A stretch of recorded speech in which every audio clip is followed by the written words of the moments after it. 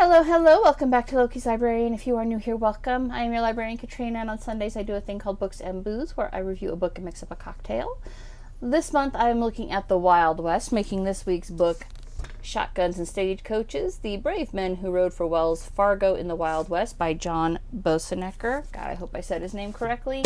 The accompanying cocktail is a shotgun, which is 1 part Jim Beam, 1 part Jack Daniels, and an ounce of wild turkey.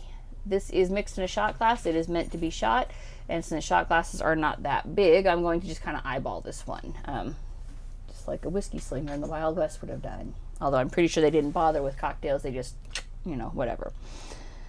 So let's do this. Now, most people these days are only aware of Wells Fargo as the scandal-ridden bank of the last 15 years or so, right? And Boessenecker addresses the scandals in the epilogue to the book. But this book is not about the modern day sucky Wells Fargo. It's literally about the men who made the company great 150-ish, 170-ish years ago now at this point. All right. Picked like the most straight up and down shot glass I had so that I can do this a little easier. Most shot glasses are shot glass, right? No. We're going to see how this goes. Wells Fargo and Company Express started as a bank on the East Coast when financiers Henry Wells and William G. Fargo, who were 2 of the owners of the American Express Company, incidentally, realized that huge profits could be made in the newly discovered gold country of California. Not in the mining, I mean, there was certainly that, but in providing parcel service, basically. The postal service, USPS, did not actually go that far west in this time. And they realized, hey, there's an untapped market there, all right, kind of like FedEx and UPS of the day. They were like, we can make something of this. Let's do it. Hey, I could do a little more Jack Daniels. I'm using the bottles to tell me. I got mini bottles for a reason this time. I needed to make this easy on myself. God, I'm weirdly good at this. So they saw that California needed banks because people need somewhere to store their gold that's safe, and they needed ways to transport that gold safely. And so they're like, we're going to open up a shipping company. And they shipped everything. They shipped mail, they shipped packages, dollar bills, gold dust, gold bars, gold coins, whatever was out there. They shipped silver. They had offices in Virginia City. And as Boessenecker succinctly puts it, quote, the connection between commerce and crime was never more evident than in the story of Wells Fargo. America's frontier regions were violent and lawless in the extreme. Study after modern study has shown that to be true. So it's not just Western authors' fantasies. They are, in fact, that violent and awful. God, this is not a way to start the day. I got a feeling this is one of those drinks that's going to make me question my life and why I'm doing this. A full shot. So from the beginning, Wells Fargo hired armed messengers, and that's what this book is about. I mean, the introduction includes a bit about how Wells Fargo came into being, and while the book is called Shotguns and Stagecoaches, primarily with a nod to how Wells Fargo has been inextricably linked with stagecoaches from the very beginning, I went with a shotgun cocktail because Wells Fargo also used railroad cargo for transportation. And they also posted armed guards on the train. And because their job was not protecting stagecoaches, it was protecting the company's express boxes, no matter how it was transported, even if it was just on a simple muleback, which is what the first messenger did. And to a man, each messenger carried a shotgun. I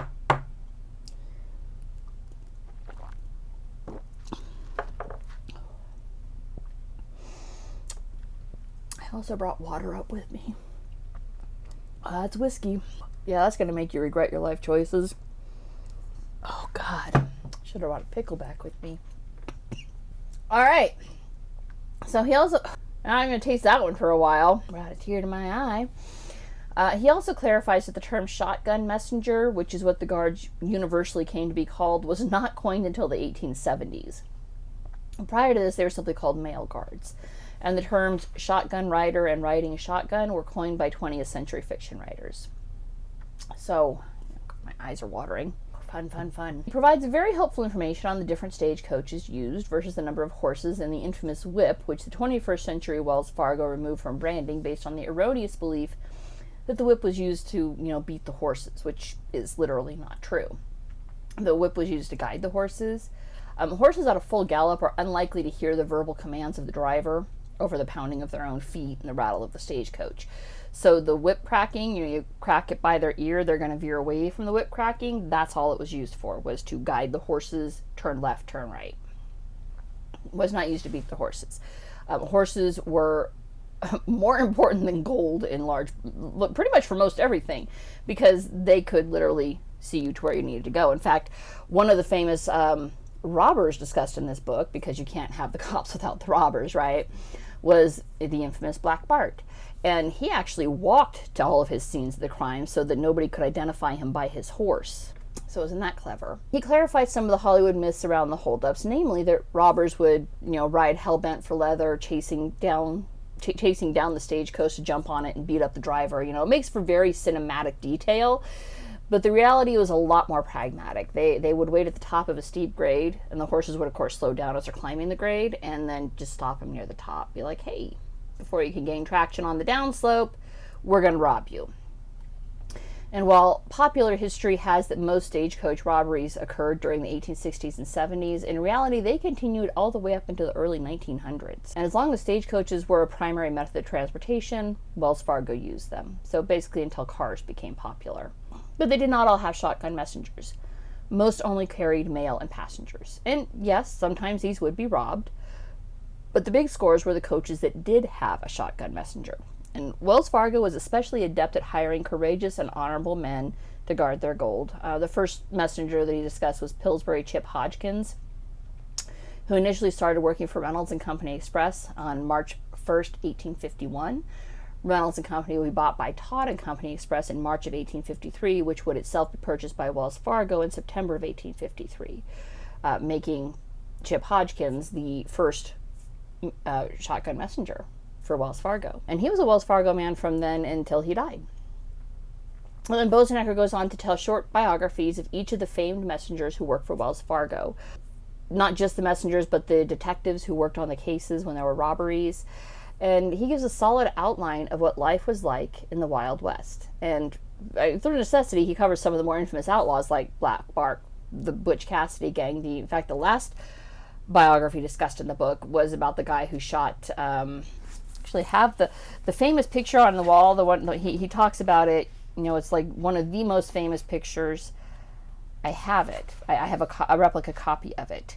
Ben Kilpatrick, who was part of the Butch Cassidy gang. Butch Cassidy and the Sundance Kid, the Wild Bunch.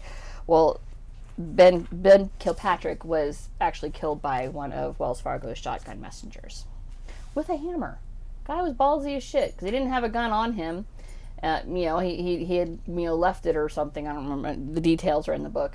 But basically he's like, oh yeah, no, there's a really big package back here. Why don't we go get it? And then, when Ben Kilpatrick ran ahead to grab it, the guy had picked up a hammer, like a small ice hammer, and just bashed his head in. And then used Ben Kilpatrick's gun to shoot the other robber.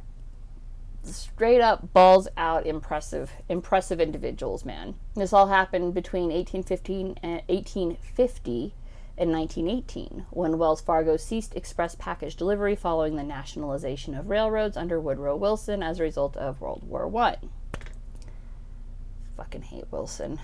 Fuck that guy. And while bankers generally have had a very scummy reputation since the stock market crash of 1929, and Wells Fargo particularly tanked their own reputation from the 1980s on with ridiculous policies and quotas, it was once a genuinely great company. Tale after tale of the shotgun messenger shows how Wells Fargo used to actually care about the people in their employ. Each shipment was guaranteed. All right, they cared about their customers. The shipment was guaranteed. If the shipment got stolen, they replaced it immediately. They didn't wait for the investigation to go down. They instantly replaced it out of their own funds and then sent out the detectives to find out who stole it and recover what they could of the stolen property. Like, no quibbling about liability. Wells Fargo accepted responsibility for the shipment as soon as it was in their care. And they would replace the money, hire detectives. Those biographies are also included in herein, and then hunt down the thieves and retrieve the money. He corrects the record as to who actually caught Black Bart. It was not Jim Hume, because he gets a lot of the love. Yeah, James Hume is who is often... Yeah, James Hume is given credit for capturing Black Bart, and he didn't. He hired the man who did, and the man who did was Harry N. Morse. God, that's easy to fuck up. Harry N. Morse was the guy who actually caught Black Bart. So, one of the more infamous outlaws of the West. He did not shoot his eye out. And when the messengers were inevitably injured on the job, because that's going to happen, right? I mean, hell, injuries happen today, but today you have workman's comp to make sure that companies do the right thing. Back then, whether it was a train derailment or getting shot in the line of duty or injuring yourself, falling off your damn horse, Wells Fargo covered all their medical expenses, like all of them. And that really wasn't usual even back then. Like, more inclined companies would just medically retire the injured party and then leave them on their own to take care of their own medical expenses. But Wells Fargo cared for their people. They took care of every medical expense that was incurred. One of the messengers ended up with an injury in his arm where, like, he lost part of the bone in his arm from, I think it was a gunshot, probably a gunshot. And his arm ended up being like 2 inches shorter. Wells Fargo just paid for all the medical expenses related to that because it was an injury he had received in the line of duty. Just paid for it all. They were generous with bonuses. When thieves were actually caught, they were very generous. They'd give out like $1,000 reward, which is a huge sum of money back then. All gold backed. Trying to think, it would be the equivalent of like $30,000 today. You'd be like, here, you caught a guy, have $30,000, right? And when messengers delivered on protection above and beyond what was expected, they were gifted gold watches, which, given relative cost and inflation, would be like giving them a Rolex watch today, which were treasured possessions for everyone who received them. I mean, not a few of them died, and that was one of the things they had on their physical person, was this gold watch that was, a tribute to them from Wells Fargo. And when a messenger died in the line of duty, Wells Fargo buried them with honors, paying for marble tombstones so that everyone would know the courage the fallen had exhibited in the face of violence, and that they had died doing everything they could to do their job. Anyway, and Wells Fargo paid their messengers good. They paid them like $100 a month, which so it's about $2,400 a month, which of course sounds like absolute shit in today's currency, right? Be like, that's like, oh my God, they're living really shit back then. But back then, everything cost way less. Everything was gold backed. $100 a month was a steady, solid, good paying job. They paid their messengers well. Which is smart because you don't want the messengers to join in on the thieving. I think they had it wasn't a messenger, it was a Wells Fargo personnel, and I think that's one of the ones James Hume did catch, was like, hey, this was an inside job and it was that guy, and the guy confessed, and hey, it's all downhill from there once you confess. Now, a direct quote from the book, because this was interesting, because it's statistical information, but it's relevant, right?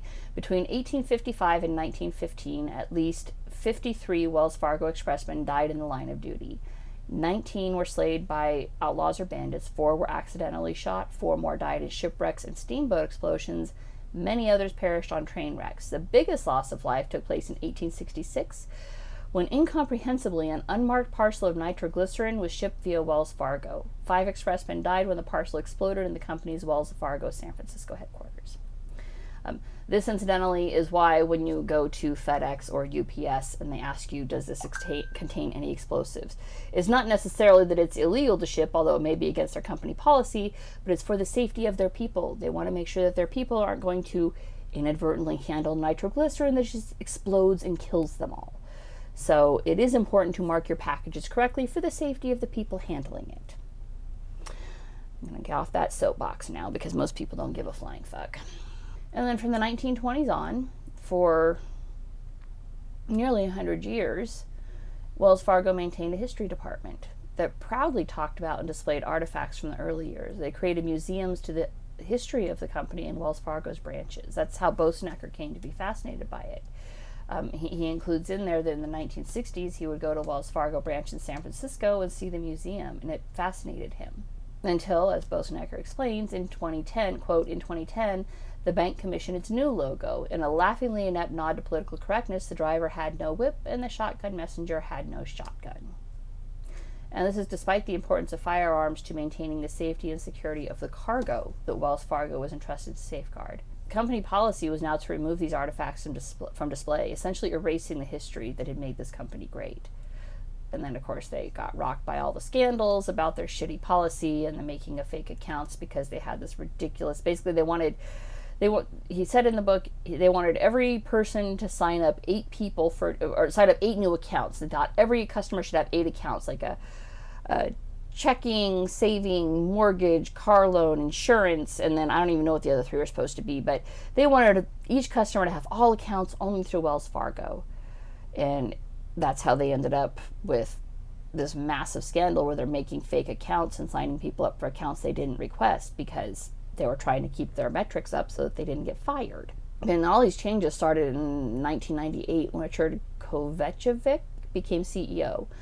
And then the policy changes and requirements to sign up accounts. The scandals happened between 2008 and 2017, possibly are ongoing. I don't know. I don't really watch the news. And whereas Wells Fargo itself started out as a literal colorblind company, they were happy to do business with men of all races and colors. All right. They cared about, could you pay for your shipment? That's what they cared about. And that was it. And they would protect your gold regardless of if you were black, white, Chinese, whatever, Indian. They didn't give a shit. And then Wells Fargo has quite recently been sued for discrimination in their loan processes from everyone from the African American community through Native American tribes. My God. This great company has sunk so low that they're the only bank to actually receive sanctions from U.S. Congress and be like prohibited from doing certain business because of how badly they strayed from their original roots. Now, this book was outstandingly well written. I mean, John Boessenecker is a natural-born storyteller, and he rolls from one biography to the next with logical bridges and crossovers where needed, returning glory to the men who have long since been forgotten by history. But their deeds deserve to be remembered. I mean, these were brave men. They were hired to do a job, and they did it well. Like, if Hollywood ever gets its head out of its collective asses and stops with the bullshit PC movement, right, and they stop deciding that everything needs to be transed, any of these chapters could easily be converted into a heart-pounding Western on the life and times of a shotgun messenger. And they were all just absolutely fascinating to read through. And that's it for this week. If you liked what you saw, don't forget to subscribe. I'll see you guys next week. Bye.